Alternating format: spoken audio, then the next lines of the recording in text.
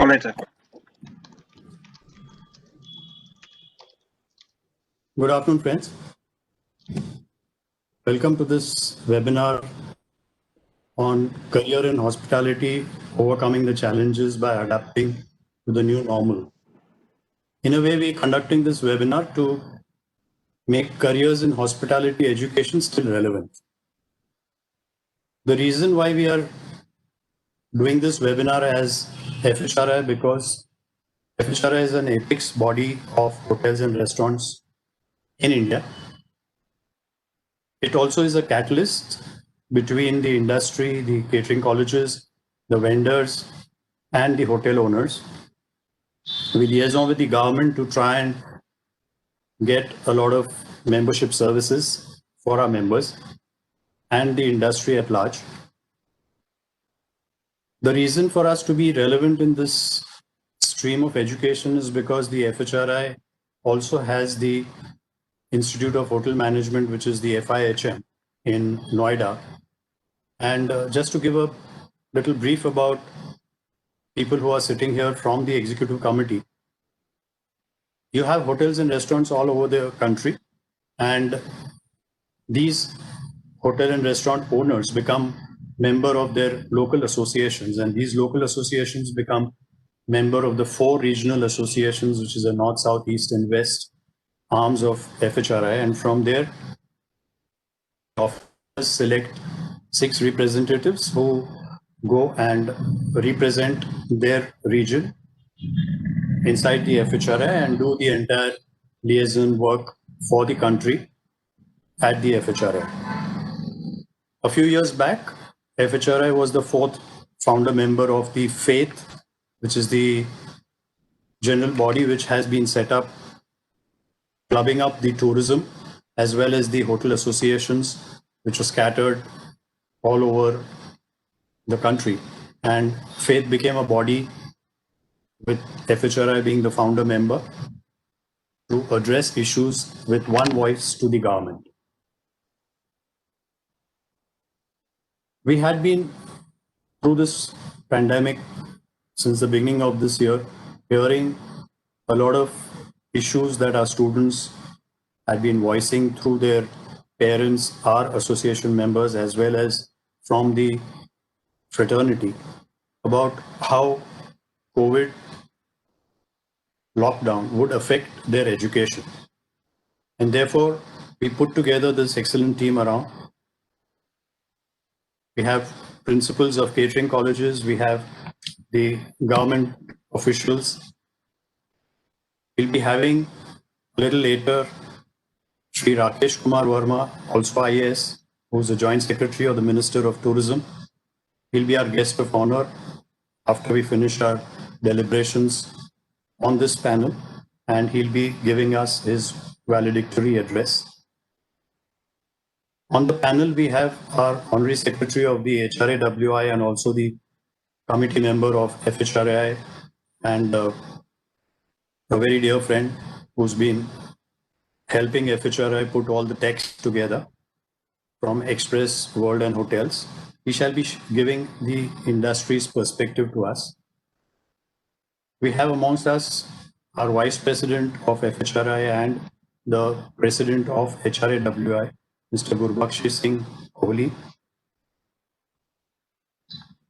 The panelists would be Mr. Nishit Srivastava, who's the Principal of IHM Kolkata. We have Mr. A.K. Singh, who's the Principal of IHM Mumbai. We have Mr. Kamal Kant Pan, Principal of IHM Pusa. We have Dr. J.K. Mangaraj, the Principal of IHM Ahmedabad. We have Mr. Anand Kumar Singh, who's the Principal of IHM Bhopal. And we have Mr. Rajan Bhadu, who's the CEO of the Tourism and Hospitality Skill Council. Along with them, we have our Association Secretary Generals and Assistant Secretary General. Friends, today being 9/11, it's a turning point of tourism. But as they say, the pessimist sees difficulty in every opportunity, and an optimistic always sees an opportunity in every difficulty. For times to come, we had never seen how 9/11 should make tourism more secure, more tight. We have gone through that process and taken it on our stride, where we know that tourism cannot do without being terrorism free. With COVID now, till the vaccine comes up and we bring everything back to how it was pre-COVID, there will be newer ways for treatment of hospitality also. The purpose for this webinar has been to provide an official and true perspective on both international and domestic hospitality education system during and post-COVID. We shall be discussing the future of tourism and the hospitality industry with in-depth career prospects for hospitality students and adapting their curriculum to COVID-19 protocols. To discuss the industry, academia collaboration for better prospects for the institutes, students, and the entire fraternity, including internship, future theory, and practical trainings and placement. I'd now request Mr. Gurbaksh Singh Kohli to please give his welcome address. Mr. Bogi. Thank you, Kamleshji. Good evening, everybody. Please allow me to extend a very warm welcome to our keynote speaker for today, Shri Suman Billaji, Director, UNWTO. Thank you, sir, for sparing time from your schedule to join us for the webinar. We also have amongst us Shri Rajan Bahadurji, CEO of School Council, Shri A.K. Singhji, Shri K.K. Pant, Dr. J.K. Mangaraj, Shri Mrs. Srivastav, Shri Anand Kumar Singhji, respected principals of various IHMs as panelists. We also will be joined, as Kamleshji pointed out, shortly by Shri Rakesh Kumar Verma, Joint Secretary, Ministry of Tourism, for the valedictory session. A very warm welcome to everyone once again. A special welcome also to the hospitality education fraternity and to the students who are watching this session live. Being Kamleshji and me being an alumni of the IHM Mumbai, this webinar also holds a special place for us. A little about ourselves. We, the FHRAI, or the Hotel Federation of Hotel and Restaurant Association of India, it's founded in 1955, and we have been diligently building on the rich legacy of the hospitality fraternity, and we are privileged to have played a seminal role in supporting the vibrant growth of India's tourism sector. FHRAI is the apex body of the voice and the voice of the Indian hospitality industry, which includes hotels, restaurants, and other associates. And we span the length and breadth of our vast country by our regional arm, north, south, east, west. Our state-of-the-art institute, the FIHM, it's situated in Noida and is playing a key role in imparting hospitality-based education to the students in various courses, programs, offline, online, now more online during these lockdown times. FHRAI is also the founder member of FAITH, a federation of all verticals of tourism, through whom we liaison with the government and other tourism verticals. FIHM and FAITH are catalysts of tourism and hospitality. All of us are very aware today that we are experiencing the worst phase. Actually, our industry is experiencing the worst phase ever, with which the hospitality industry is going through in the last 2 decades. The total loss of what is far bigger than the consolidated loss of 9/11 and 2007, the 2007 financial shock. However, every time I'm confident that our country and our industry will survive this. We being a very resilient lot, we will survive this, we will revive, and we'll make a really promising comeback very soon. I don't want to be pessimistic because a lot of pessimism has been roaming around. So I always like to take this in an optimistic fashion. It is also well known that the youth of a country is at its greatest asset. Therefore, having more than 70% of the population below the age of 35 is a great strength of our country, and we must look at it like that. Likewise, it is the students who are perusing or planning to pursue hospitality education, which is the future of the industry, and they are the ones who are going to take the industry forward. We at FHRAI are amongst the first to realize and act on to access the impact of the pandemic on education and jobs. As I said, I'm not going to be pessimistic. I will just give you some figures. In the last 5 months, we represented to the highest echelons of the government what the industry is going through, especially from the perspective of human resource and employment generation. To cut a long story short, out of 50 million employed by the hospitality and tourism industry, only the hospitality sector accounts for 35 million, or around 12.5 of the total employment generated in the country, which supports jobs directly and indirectly across India. Now that we have entered the Unlock 4 phase and many states have allowed the industry to restart, we are trying to sensitize the much needed employer employee conglomeration to revive the industry at its earliest. Today's webinar is going to be a stepping stone for the revival of the hospitality education, in which we will cover an official and true perspective on both international and domestic hospitality education systems during the post-COVID. We will also discuss in detail the career prospects of hospitality students and adapting their curriculum to COVID-19 protocols, and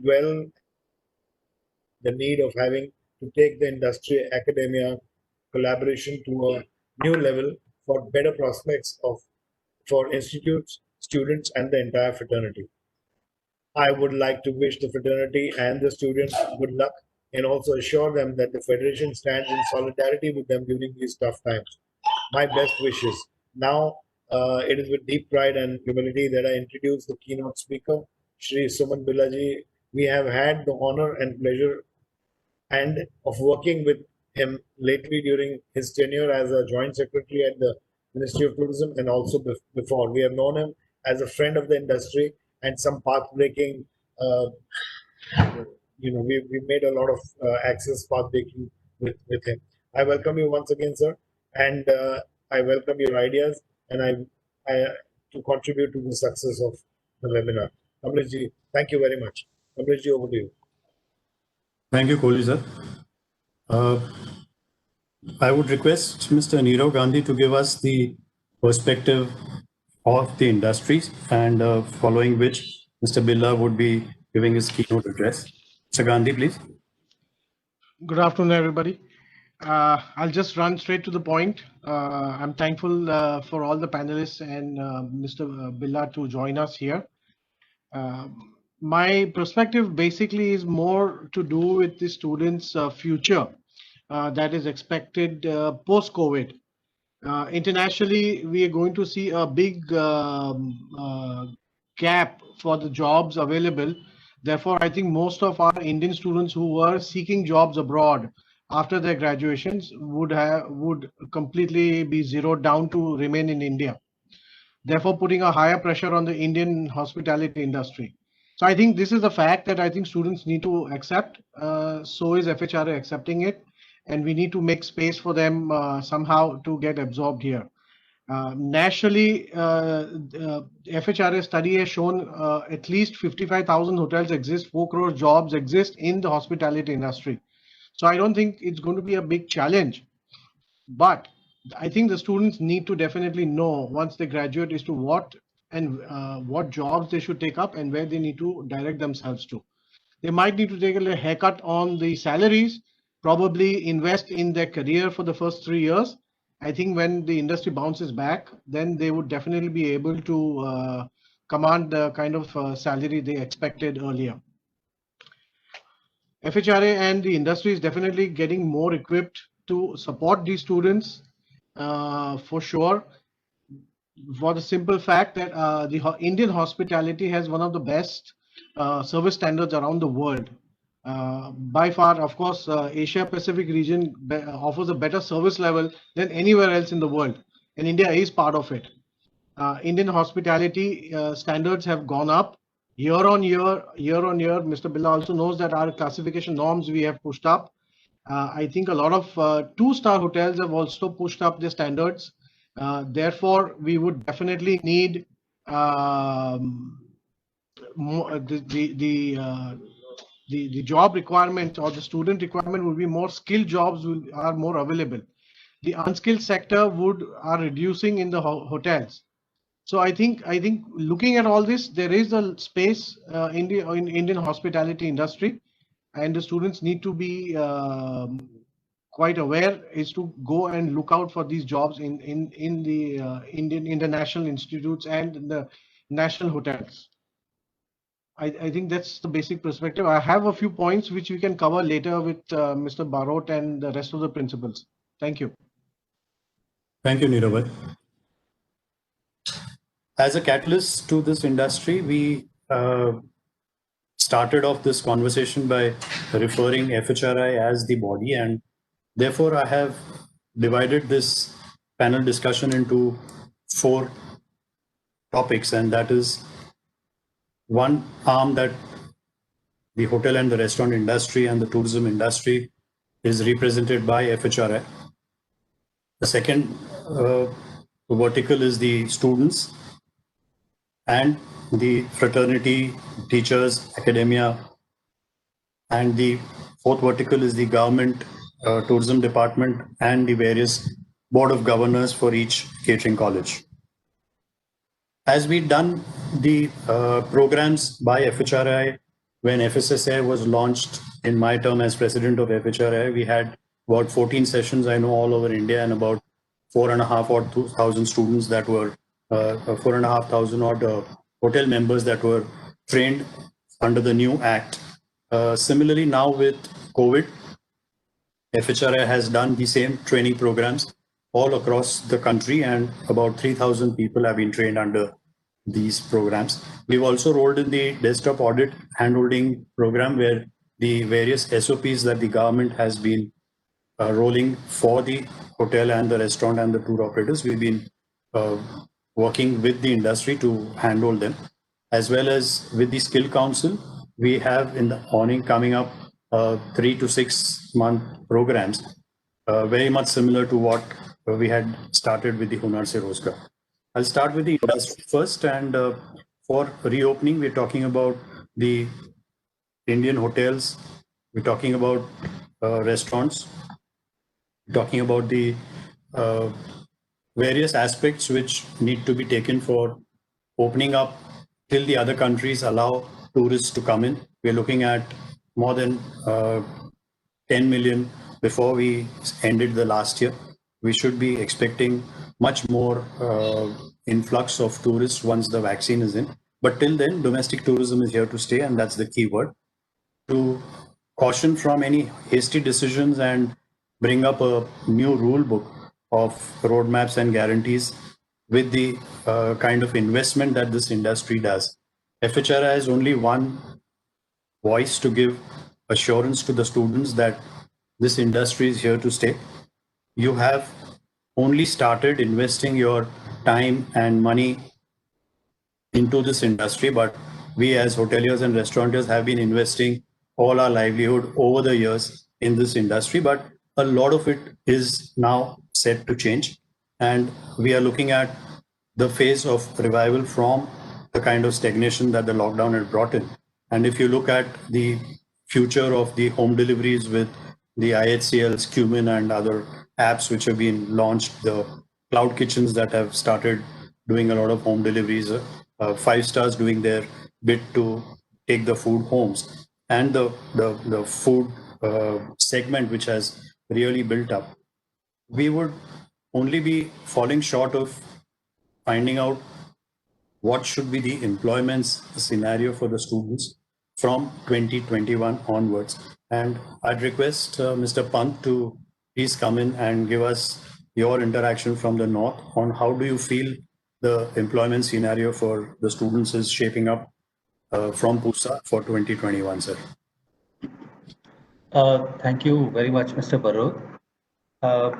To begin with, this was one of the best years as far as the placement scenario for the students were concerned for IHM Pusa graduating students, But as we have gone along, like if I could give you some statistics, we had as many as 47 management training positions, on offer by international chain hotels. And then there were more, as many as 57 more from the allied sector, the food industry aggregators, and then a similar number of, offers were there from the retail and other sectors, like this time Reliance and other big companies also did come through. But as we see it now, that more than 50% of the offers which had come through from the hotel companies, they have kind of either got postponed or put on hold or deferred or even withdrawn. So that's the kind of uncertainty, which is there. But the only good thing is that the offers which were there from the retail industry and from the other allied industries, some of them are still holding true, and especially from the retail, uh, rather than putting them on hold or deferring them, these things have been kind of, there is a pressure from such companies now.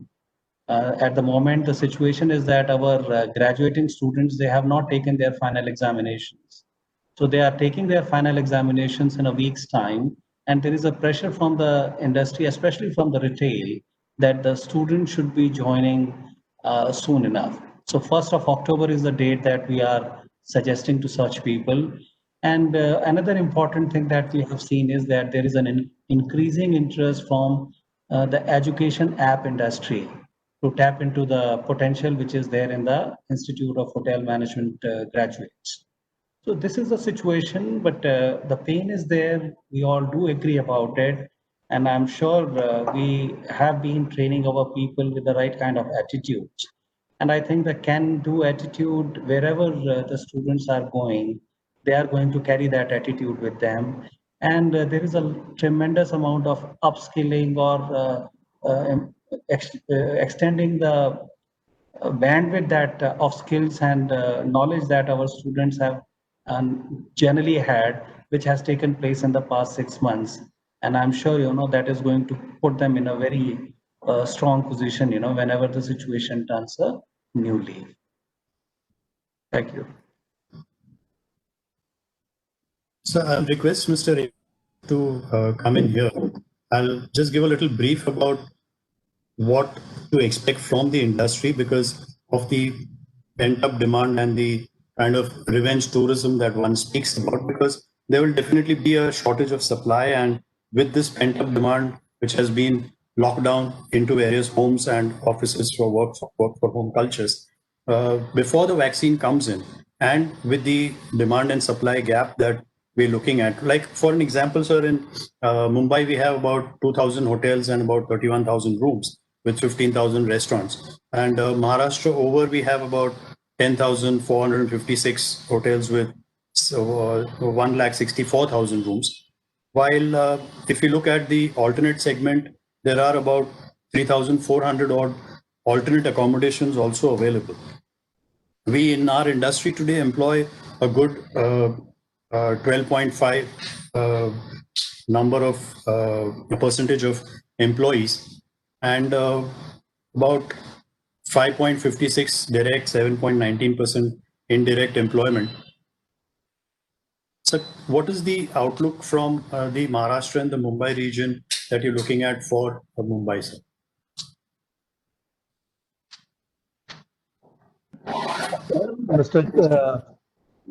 Mr. Kamal has very well said that mainly the placement of hotels have been affected. Like in Mumbai, we have about 35 companies came, or about 12 of them has withdrawn or delayed their placement offers. But some of them are very well on time. Some leading hotel chains as well as the retails and some other industries are there. And when this lockdown started in month of March, and in Mumbai it was started in 18th of March. For the first 1 month, it was dark for the student from our corner. But later on, with the passes of the time, they have understood that they have to come out of this darkness. And we also try to help them. Like we come out with about 12 motivational videos of 2 minutes each, which we circulated about in 200 IHMs, private and government fund, to motivate them from the experts of the industry. We asked them different guest speakers or experts from different industries to keep their morale high. We promoted and suggested them some upskilling or some online program which they have done. And one more thing that we tried is to follow your passion. Apart from the job, what is your passion? If it is photography, if it is dance, if it is writing, anything, then we offered some few people who are expert in that field to motivate the student to see that their passion is to be followed.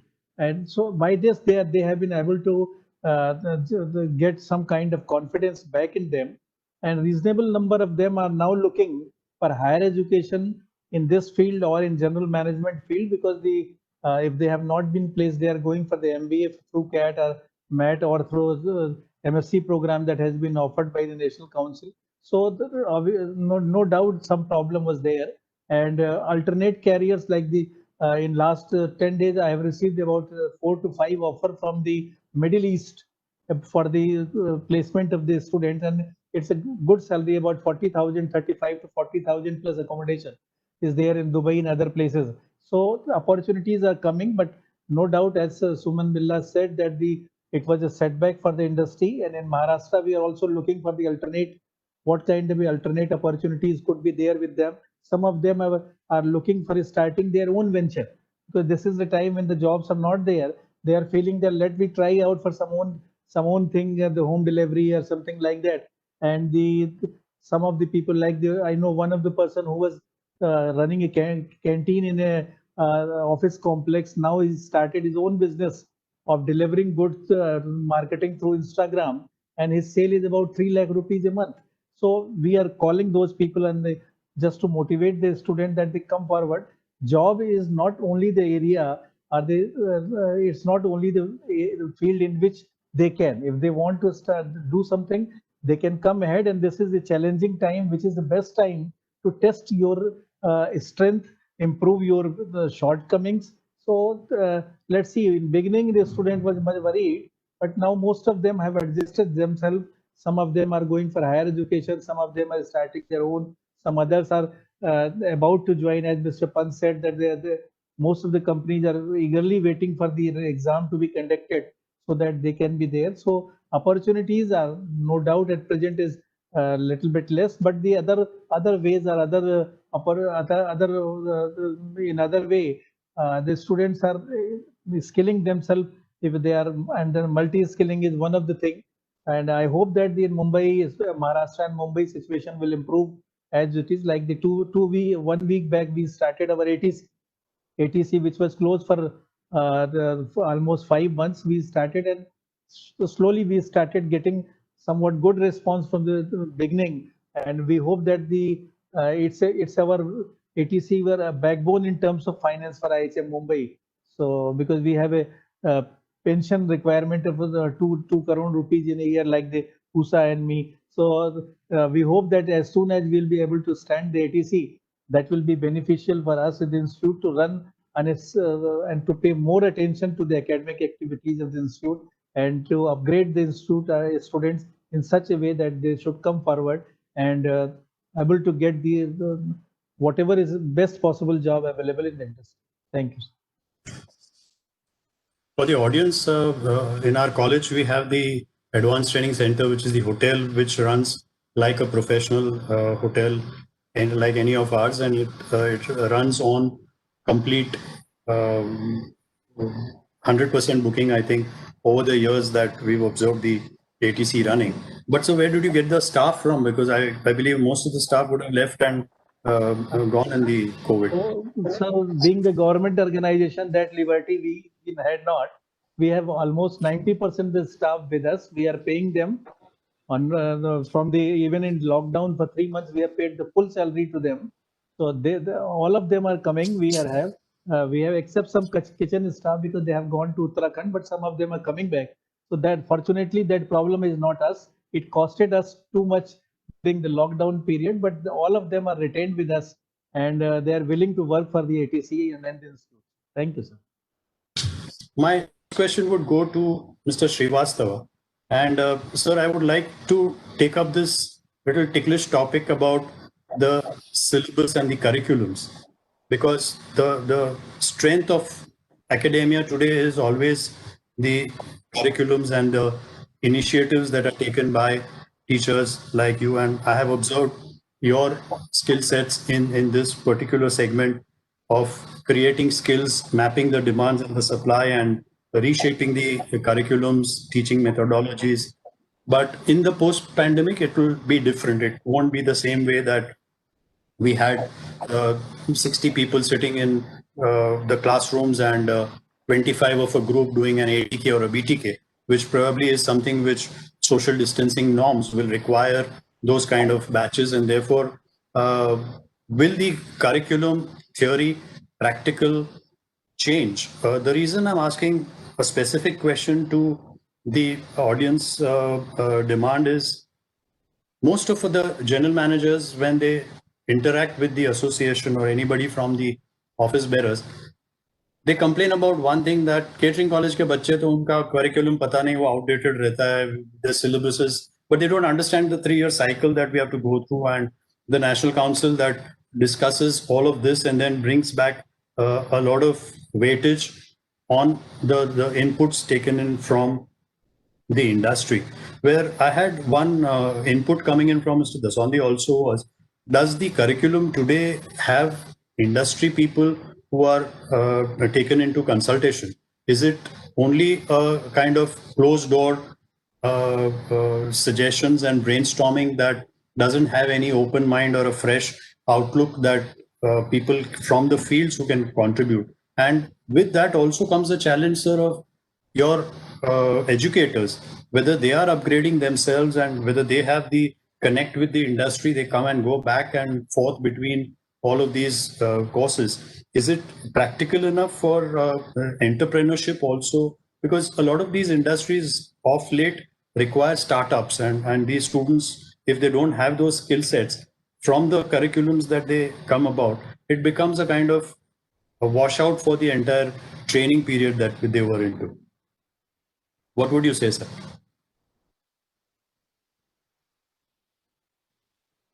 So you're mute. You'll have to unmute yourself. Am I muting myself? Am I? Hello. Am I audible, sir? Yes, yes, please go ahead. Yes, sir. Yes, sir, you're audible. So I was listening to your question, sir. There were 3 aspects. Number one, generally hotel general manager says that the syllabus which is being taught in the catering colleges are outdated. And so one has to go through the process. Like in the industry, like you as a hotelier implement something, but automatically it cannot be taught in the institute because there is a system of evaluation. So whatever is innovated, it is applicable, but it has to convert into chapters which is deliverable, and what will be the evaluation system. That takes time. So like if I take example of yield and revenue management, it has started almost 20 years back, but in syllabus as a part of one chapter, it added into 2017 and 18. So we add, but until there's a system of evaluation is not derived, it becomes very difficult for us, because we have to evaluate the students, how much knowledge he has gone. The mapping of the mind is important. So that is why there is always a mismatch. I say that industry feels that institute are not teaching. So basic job of the institute is to prepare their mentality, personality, and presentation skill for the industry, because all the knowledge cannot be given in that. For example, if I say I am giving knowledge about regional cuisine in second year, one cuisine is done in whole semester only once, and person cannot become expert in one day.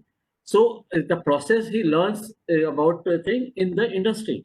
We give the basic inputs, the characterization, the discipline, the grooming, which is the core essential for the industry's need. And that's where the input of industry comes in, institutes comes in. So it was like upgrading syllabus and the syllabus. I will say that the syllabus in final year is not that much, and it is based on the research methodology is also there. So yes, what actually happens, the mindset of our student is that like it has to be spoon feed, like it has been done into 12th. So their mind is like how much I will get in the examination. Will the good marks will get me the job? But every year, all the IHMs are doing, they are inviting many of the hotel general managers and vice presidents to interact with the student. Rather, IHM Mumbai did a whole series in during Corona time with the general managers to keep the motivating students. And many of the general managers, like if I take the example of Novotel Kolkata or Marriott Kolkata and all, when they came, they spoke to a student and they said, I was not selected into campus. I rose through the ranks and you also be ready. So first thing, you put your efforts to rise through the rank, then only you will have the confidence to take charge of the general manager. If you are just sort of start a level, you are not well versed with the operation system, it will be very difficult to manage. So it is, hotel is not only the management of the material, manpower, material and machines. Hotel is the management of the mindset. It is because we have to understand the mindset of the client and be prepared to cater those needs in advance. So that it is a business of anticipation and business of delivery. So service is not what material is. Service is what we can do without telling by the guest, anticipate and serve. So that's where until unless you don't know your client, it becomes very difficult. And that comes into when you rise through the ranks. So these things, yes, teaching technology, when I talk about, it is modified. We all have upgraded ourselves to online teaching, but online teaching cannot replace one-to-one teaching. In one teaching, it is not only the knowledge, because knowledge he can get anywhere. He can get from the Wikipedia, he can get from Google, he can get. But how it is applicable and how, in what perspective, what to see, that is very, very important. And that's where a personal mentoring and guiding and counseling is required. And for that, student health, yes, we are doing like at present, there was a class of 60 students. Now we have to make the class of 30 students. The teaching also, it will, instead of becoming a classroom lecture, it will become tutorial classrooms of small batches. That is, but where the practical aspect is there, one has to, maybe in small batches, but those fine tuning, because cutting onion you can see on YouTube 20 times, but a faculty has to stand there to tell me how to hold the knife. That is, Sure.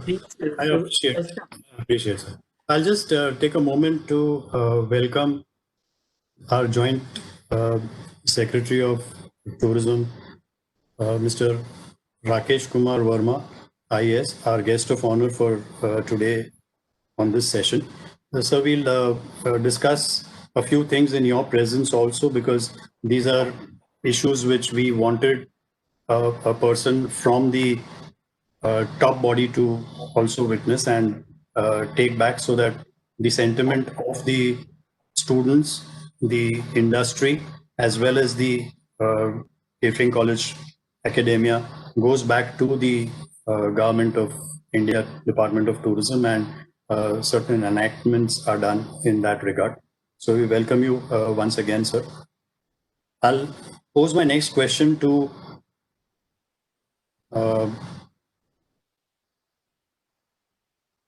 I guess, Mr. Mangaraj, are you there? Yeah. Yeah, I'm here. Okay. So, Mr. Mangaraj, now what happens is most of the times when we have our hoteliers looking at CVs of catering college students, they just themselves go through the certificates, and probably there might be a fly-by-night operator who might have issued a certificate in some catering college of a one-room kind of a college. Just that term about going through a certification from a fly-by-night operator is something which our hoteliers and restaurateurs at times do not distinguish from a degree coming in from the National Council or one of the approved catering colleges or the affiliated colleges from the universities. And therefore, this curriculum discussion that we had with Mr. Srivastav comes into play more because for us at the industry level, we are wanting that the curriculum not only brings in these COVID-19 protocols in the new syllabus, but also in future, any type of this kind of calamities that come about, pandemics that come about, or crises that come about should form a part of the curriculum, because actually speaking, the industry, catering colleges, they were not in of any anticipation of this level of pandemic or this level of lockdown when we also started giving our hotels to the government for the Vande Bharat scheme or the front warriors housing. We expected that probably a 10-15 day would be a stay that we'll have to grant, and then this extended for 6 months, and still there's no light at the end of the tunnel how far this should go. We probably are looking at getting this into the curriculum for future crisis management, that the students are ready to take up if they are either in the skill sets of getting employed somewhere, or they are into some entrepreneurial skills where they start their own startup or they start their own hotel or their own restaurant. And would there be a digital platform where job seekers and job providers could be having an exchange program so that it becomes easier for the students to just register themselves and show up for these jobs? Your feedback on this, sir? Thank you, Mr. Kamlesh. First of all, I would like to tell you that the FHRI, the industry and the academia need to have a strong interface first of all. You know, every industry, every academic institute is facing the blunt of this corona. It is unexpected, and the result is in our front. Now the question is that COVID-19 protocol, it is a must for every course, and specifically for the course which we are dealing, especially the hospitality, whether we talk of theoretical or practical, whatever it may be. So especially the skill part, what we do right from the entry of the student to the institute, how they should behave, where the route should be entering to the practical labs, the colleges, the bakery, the restaurant, and everywhere. We need to have somebody, some sort of hygiene facilitator or the corona protocol facilitator. Of course, the government of India has one term called Sathi in this line, but there should be a certifying agency who should do all the activities to train the faculty first in the IHMs, so that the faculty can, transfer the practice with the students. So in all their aspects, so it should be followed to the followed religiously and seriously. This is number one what we require. Secondly, during the period of crisis of employment and loss of jobs, what I suggest is that, these hotel management graduates, there is a chance of opportunities like entrepreneurship in the field of hygiene facilitators, like something like these people can be trained perfectly, and they can be recruited in some corporate houses, some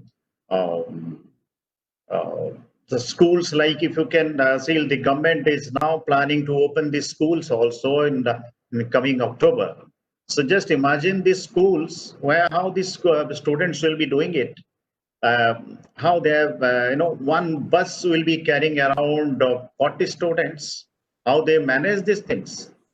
Similarly, things will be like now what we have planned a model that, even we have planned the hostels. We have to reduce our capacity of the hostel, so that earlier we used to have 3-bedded. Now we'll convert them into double-bedded only. And our dining hall, at a time we used to cater 250 students.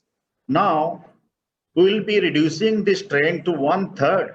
maybe 75 to 80 students, maintaining the physical distancing principles. And who is going to do these things?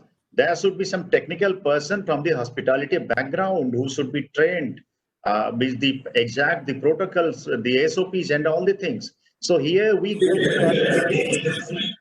Mangaraj sir, we are hold your hand and try and help in getting all of these SOPs and protocols effected through the FHRI.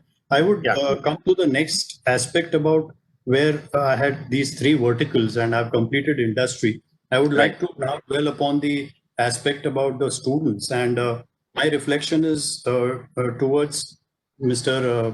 Anand Kumar. Sir, I'll just give you a few research topics that have been deliberated for the FHRI. And Mr. Kumar Singh can please give me your reflection whether this is in line with what the students expect. Mr. Bhuvan has shared that the first expectation that a student has is reassurance that this industry will get back to normalcy soon. The internship training, which is on hold, will restart. Uncertainty, especially with the students and affecting their psychology, will be dealt with. Employment issues will not be there. And for the hoteliers who are going to listen to this recording over Facebook and YouTube, the top 6 career aspirations which were chosen by these respondent students of 1,000-odd sample survey which was taken, they want to achieve personal growth and success at 97.6%, followed by becoming a leader in the field at 95.64%, venture into entrepreneurship 93.66%, achieve personal growth through learning, development, and aspiration of 79.94%, contribute to the society and the community 49.76%, and pursue higher education 45.22%. Now, this was the outcome of a survey which was done from a sample set of students in what their aspirations are. What they expect from the hotel industry was a good salary with perks 97.16%, performance-based reward system 94.22%, expectations of opportunity for learning and development 92.52%, opportunities for growth and advancement 91.29%, good working environment 90.44%, challenging job 83%, understanding boss 78.33%, rewards and recognition 74%, fixed working time 69%, work-life balance 50%, ethical business organization 43%. Sir, I would only want to ask you if these are the kind of aspirations that the students are having coming out of the colleges. We'll really have to carve out a 5-star next to their house for them to be employed in with probably these high percentages, which the industry will never be able to match with what they're expecting. Your reflection on that, sir? A very good afternoon, Mr. Kamlesh. It's indeed a pleasure being here in this important webinar. It's a very relevant question. The students are really thinking of very high aspirations in their mind. So, but they have to, if they talk about the 5-star culture, so they have to prepare themselves for the 5-star culture. Like when we talk about that we want to become a management trainee, suppose we have 12,000 students passing out from our National Council institutions. So everyone cannot become a management trainee. So those who are good students and they gain their required skill to the industry, I think they achieve their target and they retain in the industry also. So they are very important for the industry. They are very important for us. So they become management trainees and they take these opportunities in their hand to prove themselves in the industry. So when we come to another thing, that entrepreneurship.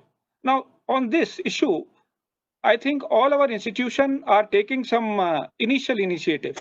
I would say we are in infancy stage on entrepreneurship awareness in our institution.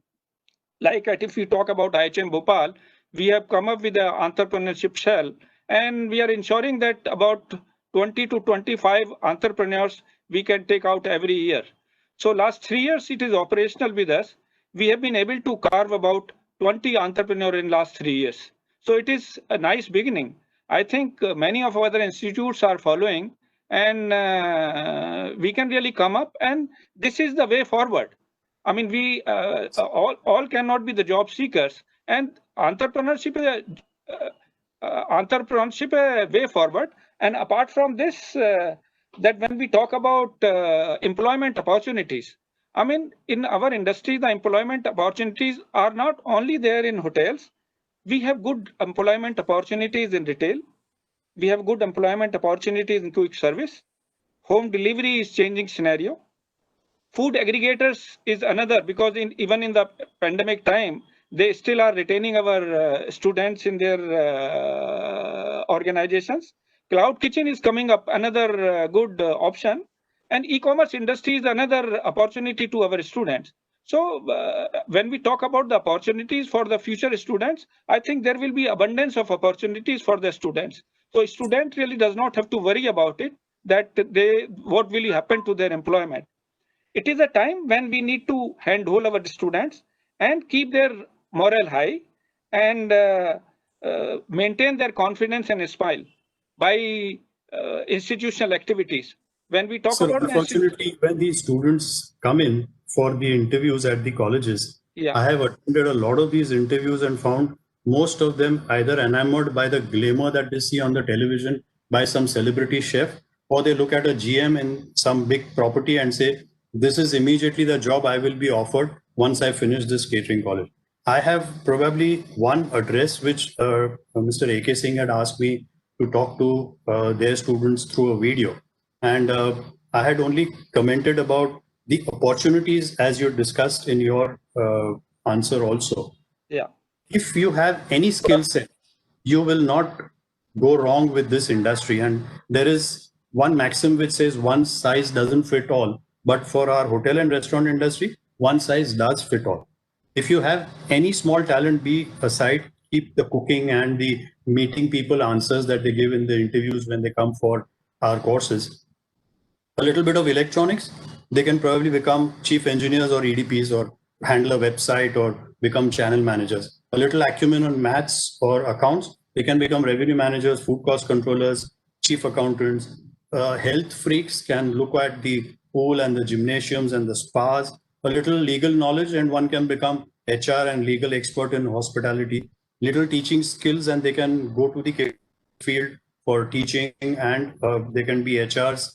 Photography on food, styling of rooms, little affinity towards drinking, and they can become good bartenders for any good lounges and pubs. A little acumen on architecture, they can become architects and design merchants for the industry. Bargaining, if skill sets are there, they can become purchase and sales assistants. Commissaries, CRSs, MICE, liaison, business development, consultants, research and development, food processing, packaging. There is a plethora of jobs that are available in our industry. And we don't need to tell our students only to look at becoming a general manager or a front office or a F&B manager in these aspirational times. They can alternatively also enrich themselves by doing online courses like the MS Office Excel certification is coming at $450 sitting at home. Hygiene and sanitation is becoming the new focus. MSBT syncs up as we had earlier discounted in the Maharashtra Technical Board education. We have HMCT, TNT, food tech curriculum, all of these available.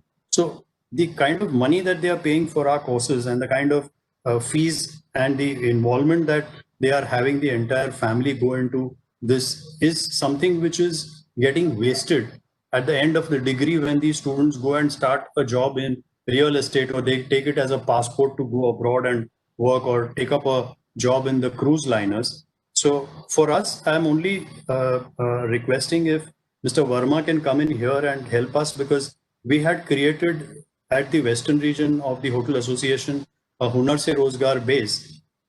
And this was to get entry-level people rather than just asking one of our existing KST or housekeepers or FOS to get a colleague and start training them under them. The entire Hunar Se Rozgar scheme was built on getting people who were a little more aware about the industry by these 6-week programs, and they were a big success. So what happened to that? Where did it go wrong? So Verma, if you can please come in, sir. Good afternoon, good evening, and evening. listening to this very interesting conversation and very insightful, very meaningful. And the point that you have mentioned is the crux of the matter. You know, we are into midst of a demographic change, as everyone talks about it. It could be a demographic dividend for us if we handle it well. It could also be a disaster. And as you said, you know, the jobs have to exist at various levels. So what about bottom of the pyramid, middle of the pyramid? Everyone should not be looking at the top notch jobs only. Somehow for last 4 or 5 years, as you looked at, Ministry of Skill has launched this overarching national skill qualification program. The idea was to synthesize these training programs across ministries and across institutions and lay down a very well-meaning competency-based skill framework. It started off well, but I think it still could not gather momentum the way it should have been. I'm sure they're making efforts even now. Within the Ministry of Tourism, if you look at it, obviously we have institutions which are offering diploma and degrees. And also the program that you have talked about, Hunar Se Rozgar. And we are taking this program to the destination level also. Rather than asking people to come to the places where the training could be organized, we are taking training to the destinations where, you know, the actual jobs will be available. So, and we are picking up about 145 destinations this year, and it's going to be scaled every year. So that's one good change which is happening, you know, that the question of enrolling students, dropping and other, some of those challenges will be taken care of. However, how do you make this, you know, really that people at that level take up skill as an aspirational thing? They take up skill as something which is desirable. There may be issues of funding, but I think there are plenty of government schemes now which are available for funding skill at the lower level. There is still something missing, and that probably is our biggest challenge, where society as a whole has to really come out and accept these careers as something, you know, with a lot of positive outlook. So we look at degrees, you know, a degree is taken more of a very prestigious thing. Even if it may not be empowering him with livelihood, it may not be giving him chances to grow. But that's our mindset, that we value a bachelor's degree more than a skill certification. The second is probably our industry also needs to look at it. Are we putting a premium on skilled manpower? Is, you know, a hospitality industry at different level? As you said, the industry also exists in different structures. There are large groups, there are medium groups, and then there are a lot of groups at the bottom of the pyramid, the informal sector we call, or the micro, small and medium enterprises that we call. Now, whether they are also equally sensitive to trained manpower, are they looking for skilled and certified manpower? That is where the demand will come. That's where the pull will come. Suppose they all get convinced that yes, we want people who are skilled, we want people who are certified. You will find a lot of these programs will make a lot of sense to unemployed. So this gap which exists, the vacuum that exists, probably has to be filled up from all directions. If we think the government can only announce a scheme, even if it puts resources into it, we may not really achieve the outcome or the objective that we are thinking. Similarly, the industry does feel the need, but is industry fully convinced? And when we talk about industry, as you said, we are talking about manpower at all levels. So industry at all levels has to be convinced about skilling and taking skilled manpower.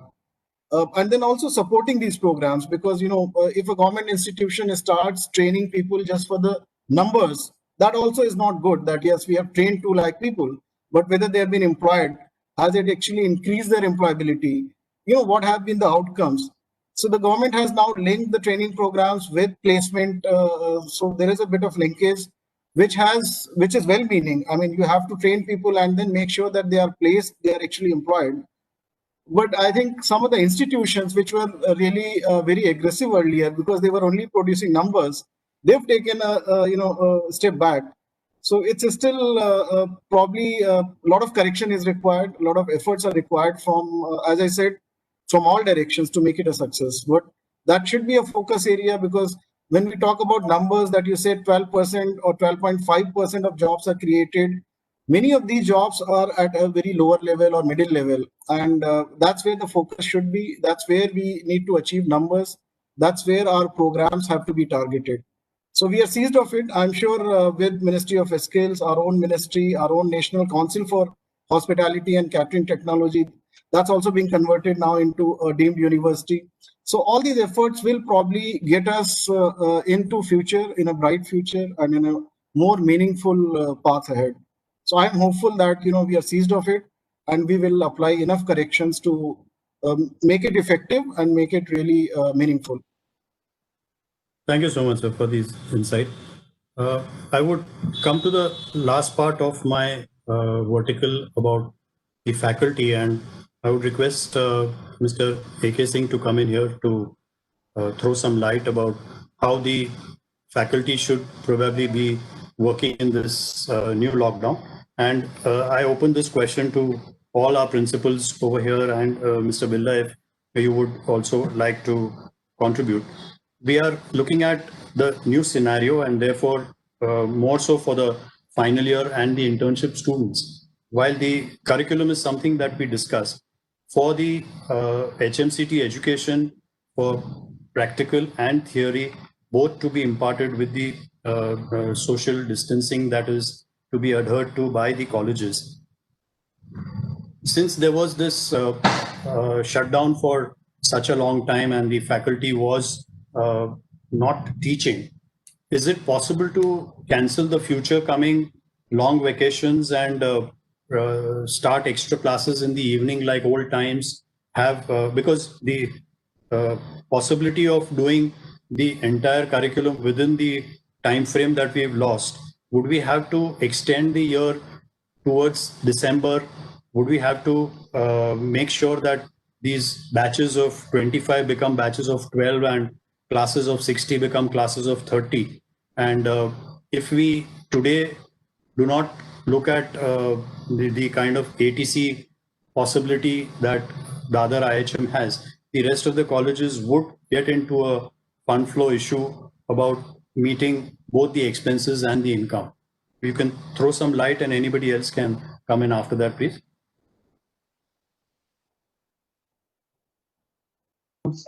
We all have to think of it with the open mind that how to meet the revenue, because all our IHMs are self-supported at present, central IHM, in terms of revenue expenditure, which is very tough at moment. But we all are trying our best to do that. As far as the faculty is concerned and the classes are concerned, as we say that the need is the mother of invention. We had never thought about the online education to all these things. We are going for classroom teaching as usual. But because of this COVID-19, we have been forced to look into the IHM Ahmedabad had done some Microsoft team seminar for that. IHM Mumbai did for the Google Meet. And we organized for the all central and state IHM 3 days the seminar for the Google Meet with the Google Innovator. So finally, the faculty is able to adjust with the things, and they are very well. They have very well adjusted themselves. They are going with the online classes, and like in Mumbai University, I think they have shown the path that the fifth semester theory they are almost completing in Mumbai University colleges, and they are moving to the theory of sixth semester if the lockdown is going to continue. So that can be one way that we can complete the online theory or the theory subjects for the fifth and sixth semester. And once the situation improves, maybe in the completely fit in the December or January, in that case, we can start the practical of fifth and sixth semester. So we have to mold ourselves according to the need of that. So we have to, sometime we may have to curtail the some courses like in IHM Mumbai, we are thinking of discontinue diploma program for this year because social distancing will be a difficult task. Then we are coming out with the morning evening classes for the practical, dividing into two groups, or maybe the alternate day classes. So we have requested to the council that give us the load for every and I could let the institute decide about the mode of operation, how they are going to impart that particular load that has been given. So students, online classes undoubtedly is a new thing for us, but we are surprised and happily surprised to see the response of the student in online classes is far better than the face-to-face classes or physical classes. So we were very happy. Sometimes we have a 95, 97% attendance of the student. No doubt it has certain issues. We are trying to sort out the issues. It's a new thing. Students are also learning. They are also molding for the practicals. We are starting with some kind of, like the third year, we are starting the buffet assignment. We are dividing each group into 5 sections, and then on WhatsApp they will talk with each other, an Indian thali. So every group will come out their own presentation. They will prepare food at home and do the presentation. So then for the FNB and others, we are going to show for the practicals, and some of the institutes have already started the practicals, doing practical in that way. So a lot of the way out, we have to work out within the given infrastructure, within the limitations. But I hope that the thing will be fine within a month or so, and then we'll be in position to offer the physical classes in the institute with social distancing and everything. No doubt it is tough time, but thing will come to a normal procedure for maybe in a few months or maybe in a year. But it's a challenging time, and ways are the new things come because of the challenge only. So we all are ready to take the challenge, go ahead, work out something, and chalk out something which is much better than the present. That is our inspiration, which has been given by our minister when he was with us, spared out about 2.5 hours about the COVID situation for the institute, how the post-COVID institutes are going to do. So, with the entire the instructions from the government, we all as IHMs as a family are working out how best we can survive and we can impart the knowledge and skill to the student as per the change atmosphere. Thank you, sir. So Pant, if you can please give us your view. Yes, yes. Thank you, Mr. Barot.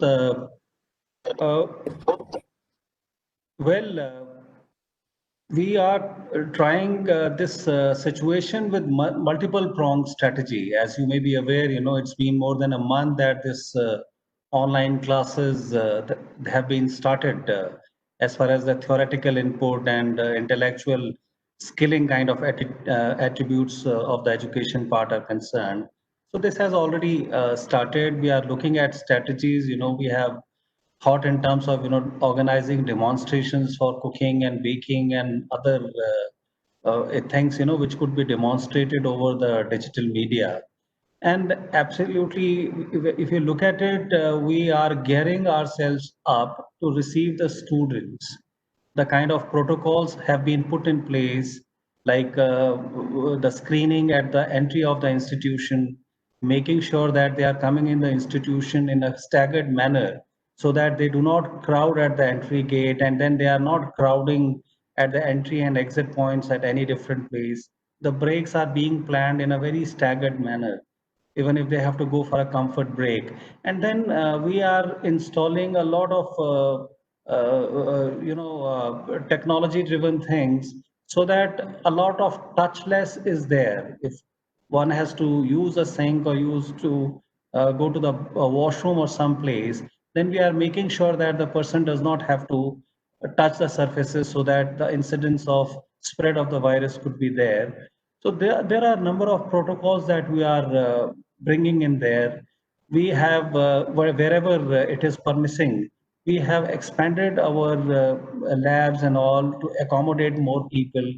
Some of the unproductive spaces which were there in our institutions, we have kind of reclaimed and brought them into the mainstream, so that to make more space for our students.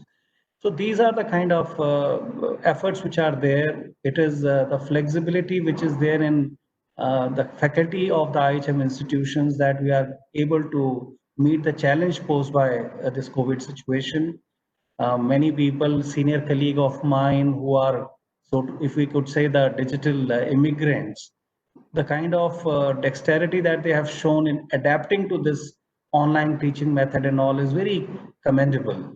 And I think we will keep on learning as we go by, and we will rise to the occasion, I'm sure. The time we are looking at multiple strategies, as you may be aware, the internship for the students in their second year, they have not been coming through immediately. So what strategy we have adopted is that we have started third semester, fourth semester together. We are having whole of the second year's studies happening at the institute. And then in a staggered manner, maybe we were very comfortable breaking the batch into 2 batches and sending one after the other to the industry. Maybe that breakdown has to be done in 3 batches or maybe even 4 batches. And along with the industry, I'm sure with the support of FHRI and other industry partners, we will overcome the situation, and the learning of the students that will not be jeopardized, and together industry and the educational institution, we will be able to groom the talent for the industry to absorb, in the times to come. Thank you, Mr. Barod. Thank you, sir.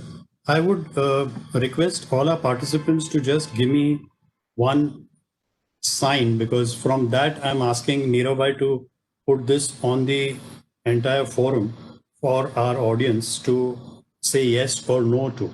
I would request if all of y'all can just give a thumbs up for yes and a thumbs down for no. I would just request if you would like to do this kind of a session on a follow-up for the progress and a little more in detail forward, or we should call it a day.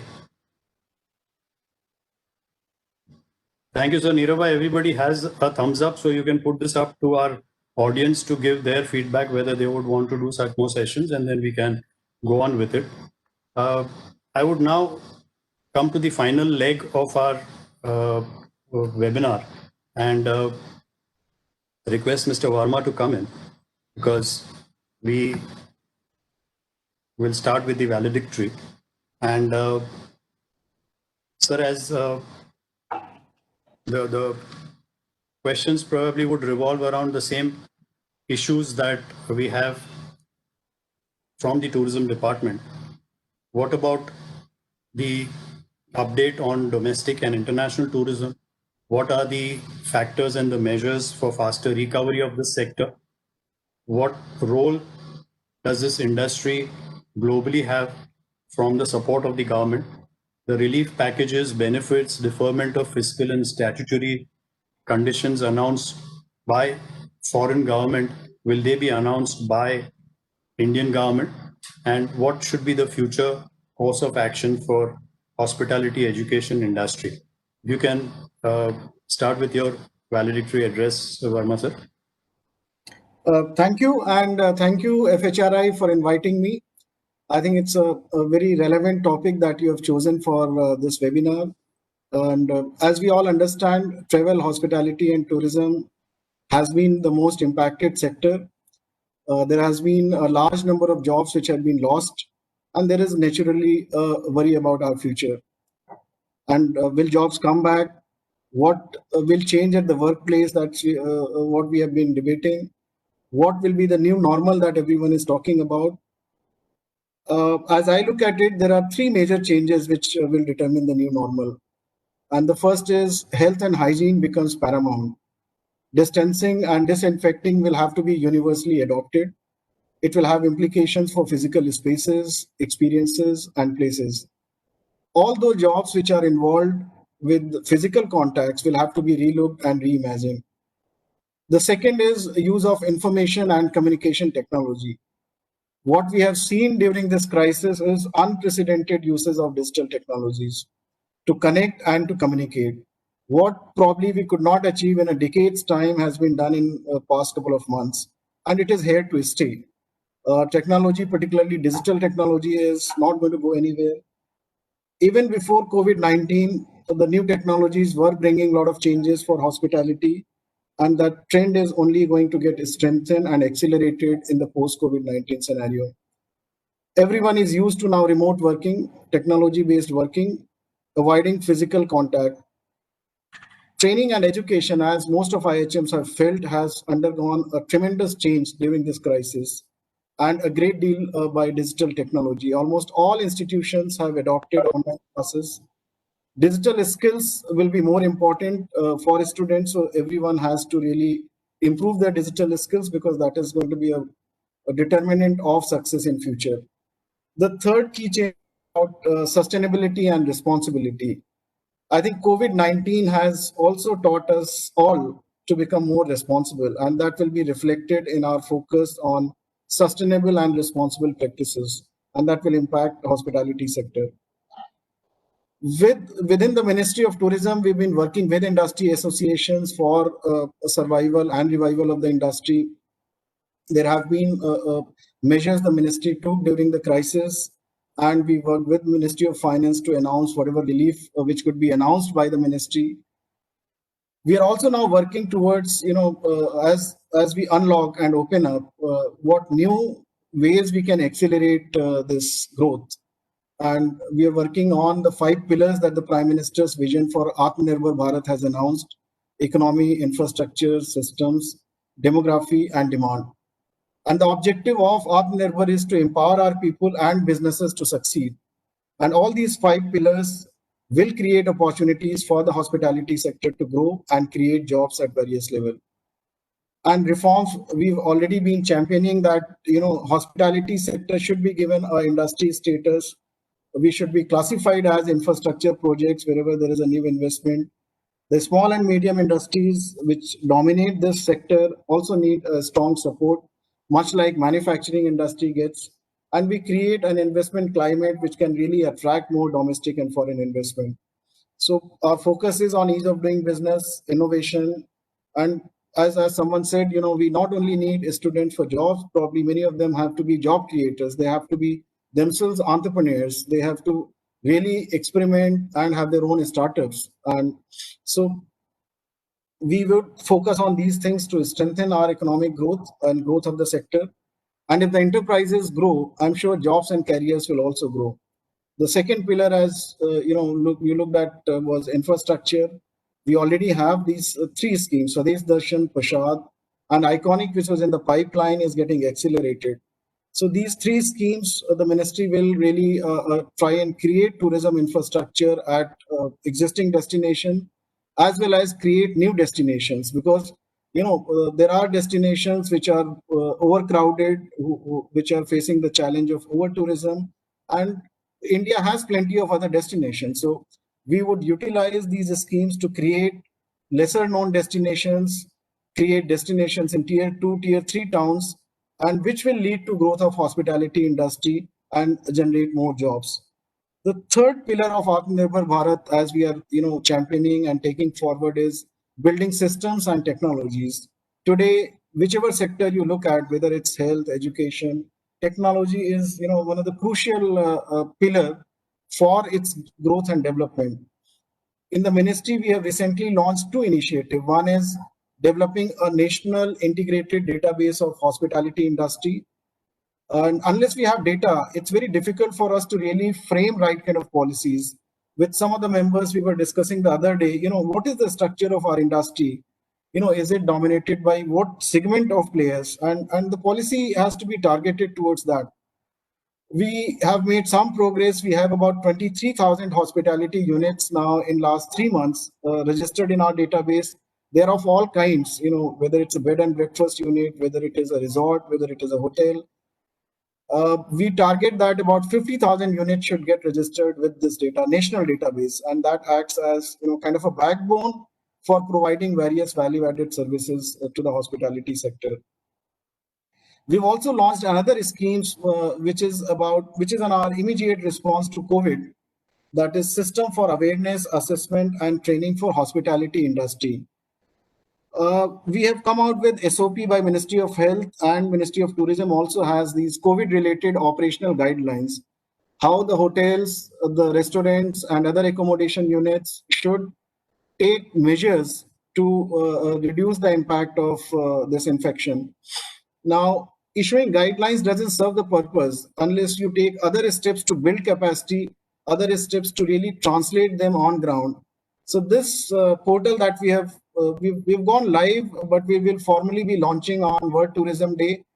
So any hotel unit, the responsible officer can come and really go through a self-assessment that what are the principles that he has to apply, what are the guidelines which he has to follow, and he can generate for himself, and it will create awareness about in the management about the measures which have to be taken, the compliances of these guidelines and SOPs. So that's going to really help in some way the industry to really gain confidence, and also in the public, we have to send out messages that we are sensitive to the needs of public safety, we are sensitive to the needs of our own employees, and therefore we are taking measures, whatever is possible, to make sure that there are enough safeguards available for against COVID-19. So that will be an important aspect to bring trust and confidence. Demography is another pillar. So, I mean, that's what we have been discussing today. How do we cater to the aspirations of our young generation, and how do we benefit from it? And that's the core subject probably you have debated today. And I'm sure the debate today would benefit our all institutions for that matter. And how do we go forward in post-COVID world? What changes do we do? What new technologies do we adopt? And how does hospitality sector remain one of the key sectors to generate jobs and skilling for our youth? The ministry will definitely try and help as much as possible, but we need a strong set of partners and ecosystem for skilling in the country, which will involve government, industry, and these training institutions. If you look at trained and certified workforce, we would have less than 10% workforce. I'm talking about all the sectors together in the country. While if you look at some of the other countries, Germany, Korea, Japan, they're far ahead of us in the skilled manpower. So there is a lot of a challenge before us, and our skill system has to improve in several aspects. Post COVID-19 could be one such great opportunity for us to kind of have a resolve to ensure that we have a world-class skilling system. That's a prerequisite. It's not sufficient that the sector offers so many jobs. Are we creating a productive workforce? Are we creating a world-class skilling? Because that will determine the long-term success of this particular sector. Government has put, as I earlier said, a skill qualification framework, a testing and certification framework.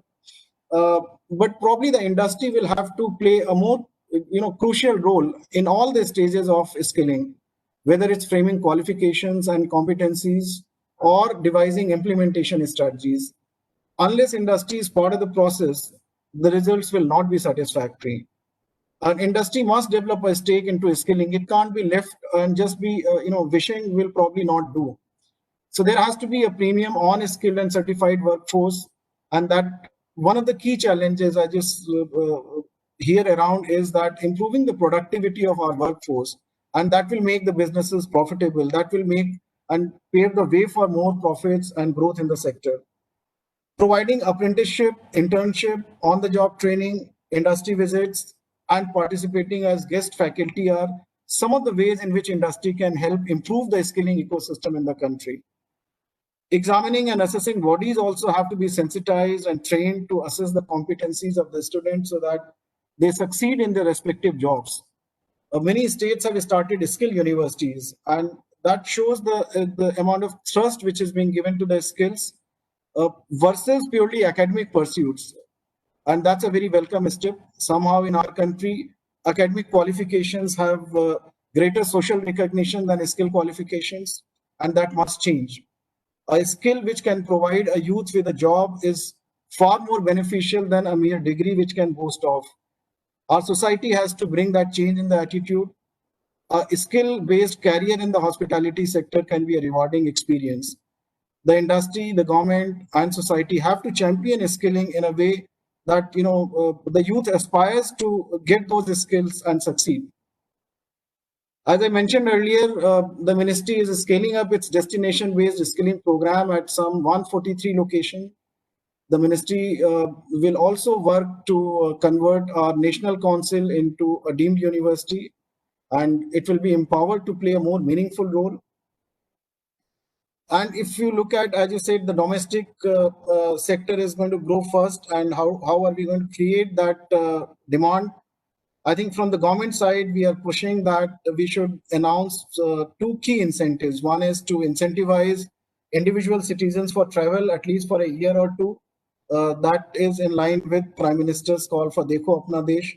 And second is to incentivize corporates also, for their events, for their many other activities, to organize them within the country. Post-COVID, I'm sure there will be new opportunities in various niche areas. People will prefer outdoor, adventure, ecotourism, rural tourism. all of them have a lot of opportunities and a lot of potential, and the ministry also would like to develop these areas to create that demand. And we are putting together a program for domestic year 2021, so that the entire focus could be on domestic before the international market really picks up. Towards the end, as we said, every crisis is an opportunity also, and it is an opportunity for us to overcome our limitations. In the pre-COVID-19, we've realized that, what could change so drastically. So let's make sure that we develop hospitality sector to its fullest potential. Our young population is a source of great strength, resilience, and talent. We need to create opportunities for them on one hand, and also reskill and upskill them, as some of the needs of the post-COVID may be different than what they were trained for. And I'm confident that they will adapt to the new reality, learn the new ways and new skills in building new India. I once again thank the organizers for inviting me to share my thoughts. I'm sure working together, hospitality sector will come out stronger from this crisis and will continue to be a key contributor to the country's progress and jobs. Thank you so much, sir, for those words of wisdom, and we really cherish what outcome probably this webinar would have for the industry, for the catering colleges and the students. Unfortunately, sir, this infrastructure status concurrent list single window has been on the deaf ears of I think my previous generation, my generation, and the coming generation. I don't know when it will actually be reality out from the spoken words on these forums, because it really doesn't take us anywhere. It's only best spoken in large public forums. So we really wish that infrastructure status and in the concurrent list, tourism, hospitality features, and all the SOPs that the industry is capable of and respectful of getting are featured also with your help at the Department of Tourism, sir. Thank you so much. I will now request Pradeep Shetty to feature a vote of thanks. इसके पहले एक announcement जो हमें हमारे students और faculty को FHRI की ओर से करनी है, वो ये कि हमें FHRI में ये ध्यान है कि students का सर्वोत्तम हित और जल्द से जल्द इस कोविड को पार करने की मदद FHRI करे. फैकल्टी और स्टूडेंट्स सरकार को मार्गदर्शन देने में हमेशा सक्षम रहती है. FHRI किस पाठ्यक्रम को उद्घाटित करके इसलिए पाठ्यक्रम के रूप में अच्छी तरह से उद्योग और शिक्षा में सुधार ला सकती है, ये FHRI का हमेशा से प्रयास रहेगा. Pradeep, you can pass a vote of thanks, please. Good evening. We thank you, Kamlesh sir. We had a wonderful session, and I'll just sum it up by what are the few take-homes that we have from this session. Firstly, it really showed that all of us care, all the stakeholders of the industry, the academia, and the Department of Tourism, all of them coming together and showing concern and care to the next generation and to the situation that prevails today in the industry, and discussing us on the way forward for us and what lies ahead for us and what are the ways in which we can really come out of it without really now, because now the times are up and we need to now come out of this and start thinking of how do we move forward. As for the industry, we had our Vice President FHRI making an announcement that the FHRI stands with the students and will do everything that is possible to ensure that students will not suffer. Students who've chosen this as a career will continue to benefit in all ways. And also, as the FHRI has been really advocating with its members to, as far as possible, reduce layoffs and try to multitask, maybe get in some pay cuts, but keep people engaged and no layoffs should happen. With the academia, really putting in a lot of words of comfort of how they've adapted and how they are adapted to this new normal, the online teaching methods, and how they are really going to focus on education while maintaining social distancing and all the other norms that go by it. And with the ministry, yes, we had JS sir, with whom we've had many chances of interaction in the last few days. Must really thank you, sir, for having such an open mind and with all your words of wisdom, and which I must tell all the audience that it's been the ministry who we call as our industry in the industry, yeah, for the hotel industry. The ministry has been really receptive of it, right from listening to everything to looking at reforms, looking at bringing in more structure and more order in the whole system, about SOPs, and about doing everything right so that from here on we have to start looking up. So I really commend our department under JS sir. You've done a really great job, and on the aspect of mapping the industry, the new policy direction, we will surely collaborate with the ministry, and with your help, I think we should be able to do some real justice and to the understanding of the landscape of this industry. And of course, with your aid and assistance, the industry will bounce back out of this pandemic, and maybe as soon as possible. With this, I would like to thank RJS, Mr. Verma, for making it convenient over here and sharing his thoughts. Mr. Billa, who was here earlier, also for his insightful views on the international aspect of tourism, and with very valuable inputs on what are the things that we need to do. Our respected principals from all the IHMs, Mr. A.K. Singh, Mr. Dr. J.K. Mangaru, Mr. Pant, Mr. Srivastava, and Mr. Anand Kumar Singh. And of course, our moderator, Mr. Barut sir, thank you for organizing this so well, Nirav Gandhi. And from FHRA, our Vice President, Mr. Kohli, thank you. And above all, our Secretary General, Jason Chako, and Dr. Imanshu Talwar, thanks for putting this all together. With this, I call for an end to this session. Thank you, all you gentlemen, for coming here and for sharing your inputs. Our students today at the end of this will really be taking a lot from this and maybe feeling secured. And we have to do all that we can from the industry, from the academia, and also from the department to see to it that none of these people feel that this is not an industry to come in. We will work hard towards reviving, and all our members across the country will do as far as possible to retain talent and to ensure that nobody feels that this industry will not stand up on its own. We'll be back soon. Until then, thank you very much for being here with us. Thanks. Nirava, you wanted to say something? Yeah, I think we just missed out on the complete gap analysis between the industry and the institutes. That topic was not touched upon. Very casually, I think it was just left, and there was a lot of repetition amongst all of us here. So I just wanted to get a little sense of the gap that we have listed in FHRAI. Quick thoughts, maybe it's in place, maybe not fully in place. I could be slightly incorrect, so don't take me wrong. I'm just getting a little feedback since we have JSR, who's been extremely quick at his responses at ministry level. I feel the education institutes have been ignored for the past 5 months. They've not been so quick to adopt quickly, as so many people said we need to adopt quickly. That has not got adopted quickly in the education system.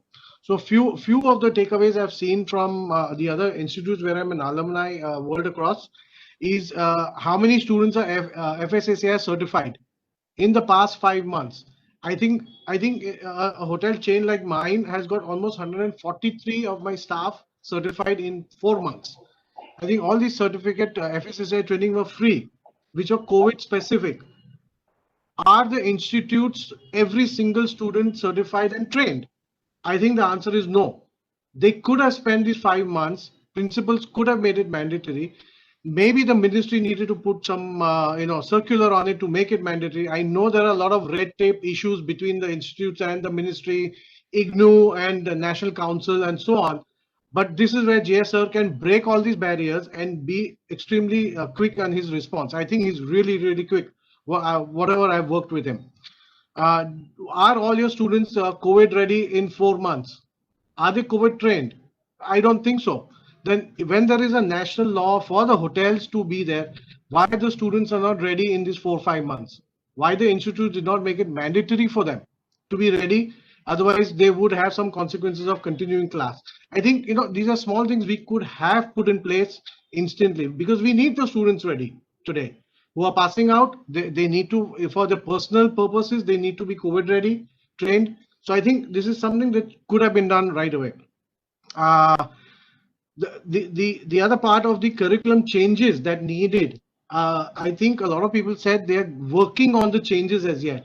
I think it's sad that in 5 months, we are in the 6th month of COVID, and I'm hearing institutes still say that we are working on it. I think institute should have been ready in 5 months, have everything in place. Online should have been great. The curriculum could have got altered.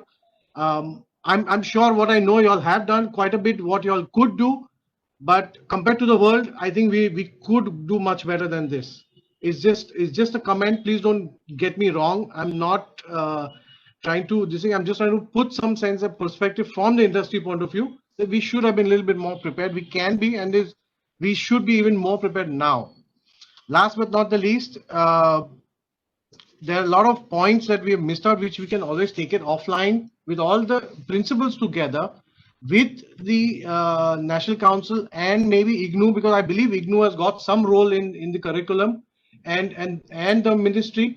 And I think there are 4 different specific big departments that are involved just for the curriculum modification, which needs to happen fast. So I think if these 4 can get together and make it happen, I know JSR is very quick. He can make this happen. He can push everybody to make it happen, in 2-3 video meetings, and things can roll out. So my request from FHRA is to make this happen. I have high hopes on JSR to do this. And of course, I think whatever principals I'm interacting with, they are very receptive. They have excellent ideas. Whatever is possible at a practical level, at a national level, please make it happen. Thank you. Nirav, we've all given a thumbs up to it, so we'll do that in the next episode. Thank you. And thank you everybody for being so patient and going through this webinar. Good evening and all the best.